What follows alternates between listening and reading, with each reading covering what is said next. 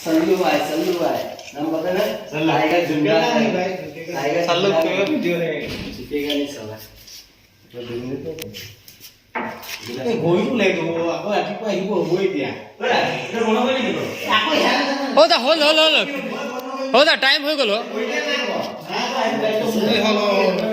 time হল নাই চাও চাও মোবাইল চাও